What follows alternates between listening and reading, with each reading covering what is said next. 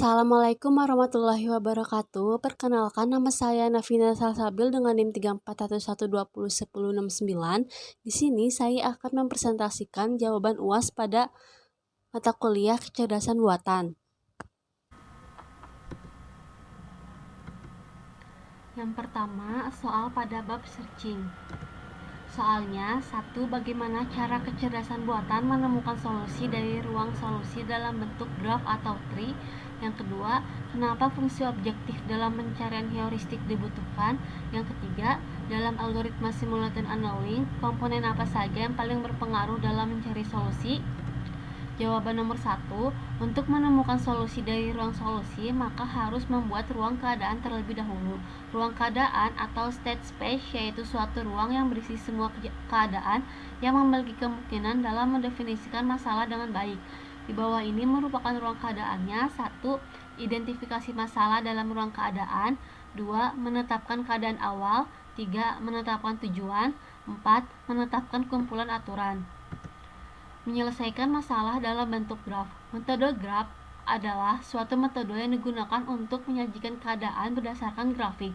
Not dalam metode ini akan saling berhubungan satu sama lain dengan dilambangkan menggunakan panah untuk menunjukkan arah dari graf tersebut. Contoh graf dalam pencarian jalur terpendek. Dalam graf di samping, goalnya adalah T, sehingga jalur yang dilewati akan mencari yang paling optimal atau pendek, yaitu ACFT dengan jarak 15. Selanjutnya, menyelesaikan masalah dalam bentuk tree. Dalam pencarian pohon pelacakan digunakan struktur pohon untuk menghindari kemungkinan adanya proses pelacakan suatu node secara berulang. Jawaban nomor 2 tentang heuristik. Pengertiannya, secara harfiah, heuristik diambil dari bahasa Yunani, yakni dari kata heuriskein yang artinya menemukan. Heuristik secara umum diartikan sebagai seni atau sebuah ilmu pengetahuan yang berhubungan dengan sebuah penemuan baru atau sebuah solusi untuk memecahkan suatu masalah. Fungsinya, fungsi heuristik adalah fungsi yang akan dicari nilai optimumnya, sehingga dalam pencarian heuristik, fungsi ini dibutuhkan dengan tujuan agar mendapat nilai yang optimum dalam pencarian heuristik. Jawaban nomor 3, simulated annealing. Simulated annealing atau SA adalah salah satu algoritma untuk optimasi yang bersifat generik, berbasiskan probabilitas dan mekanika statik. Algoritma ini dapat digunakan untuk mencari pendekatan terhadap solusi optimum global dari suatu permasalahan. Komponen SA menurut Rianto, komponennya yaitu 1. Jadwal pendingin, 2. Fungsi biaya, 3. Struktur ketegangan, 4. Ruang solusi. Selanjutnya, soal pada bab logika. Soalnya, 1. Bagaimana cara kerja mesin logika dalam menyelesaikan persoalan di bidang kecerdasan buatan? 2. Jelaskan salah satu contoh kasus kecerdasan buatan yang diselesaikan dengan pendekatan logika. Jawaban nomor 1. Kecerdasan buatan atau Artificial Intelligence atau IA didefinisikan sebagai kecerdasan entitas ilmiah. Sistem yang seperti ini umumnya dianggap komputer.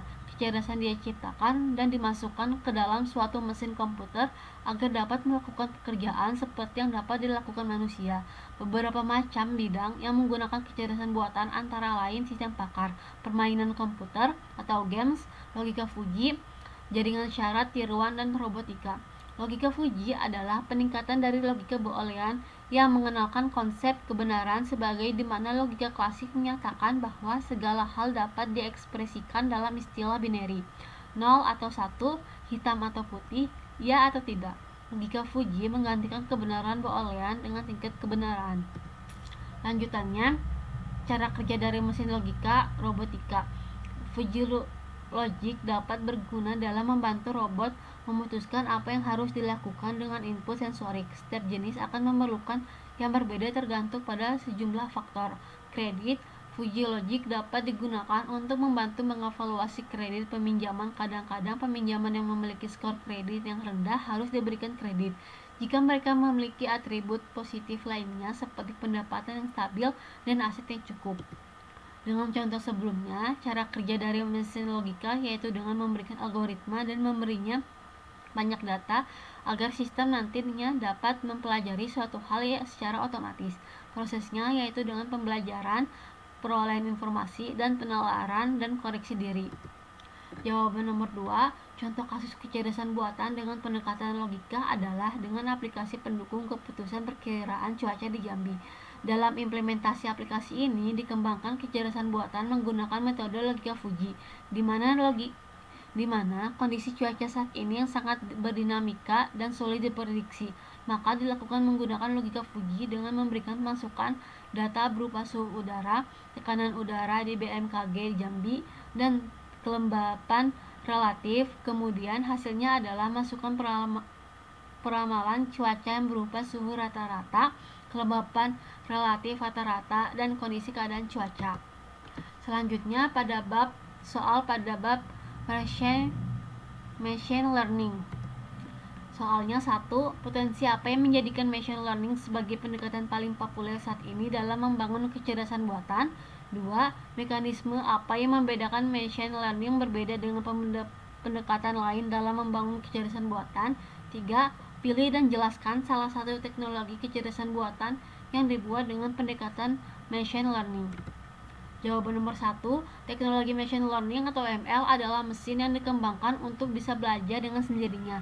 Tanpa arahan dari penggunanya, pembelajaran mesin dikembangkan berdasarkan disiplin ilmu lainnya seperti statistika, matematika, dan data mining, sehingga mesin dapat belajar dengan menganalisa data tanpa perlu diprogram ulang atau diperintah. Dalam hal ini, machine learning memiliki kemampuan untuk memperoleh data yang ada dengan perintah ia sendiri.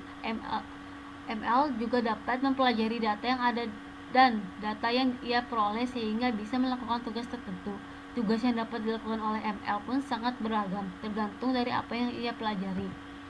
Peran machine learning banyak membantu manusia dalam berbagai bidang. Bahkan saat ini penerapan ML dapat dengan mudah kamu temukan dalam kehidupan sehari-hari. Misalnya saat kamu menggunakan fitur face unlock untuk membuka perangkat smartphone kamu, atau saat kamu menjelajahi di internet atau media sosial, kamu akan sering disuguhkan dengan beberapa iklan. Iklan-iklan yang dimunculkan juga merupakan hasil dari pengolahan ML yang akan memberikan iklan sesuai dengan pribadi pengguna.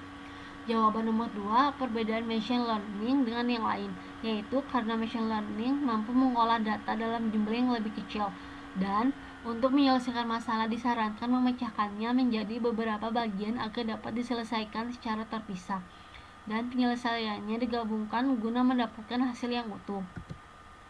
4 cara kerja machine learning, yaitu pembelajaran terarah, pembelajaran tak terarah, pembelajaran semi terarah, dan reinforcement learning. Jawaban nomor 3, salah satu teknologi kecerdasan buatan yang dibuat dengan pendekatan machine learning ialah sistem rekomendasi pada sosial media. Sistem rekomendasi adalah sebuah sistem pendukung keputusan dengan cara memberikan rekomendasi dari hasil penggabungan dan menganalisa data yang dikumpulkan dan didapat dari user sehingga dapat disimpulkan menjadi suatu kesimpulan atau rekomendasi yang hasilnya akhirnya akan diberikan kepada user. Sistem rekomendasi dibutuhkan agar dapat memudahkan user dalam menentukan pilihan dan mencari informasi. Dalam sistem rekomendasi terdapat beberapa metode, yaitu consent-based recommender system, collaborative filtering recommendation system, hybrid recommender system, demographic filtering. Sekian dari saya, mohon maaf bila ada kesalahan. Wassalamualaikum warahmatullahi wabarakatuh.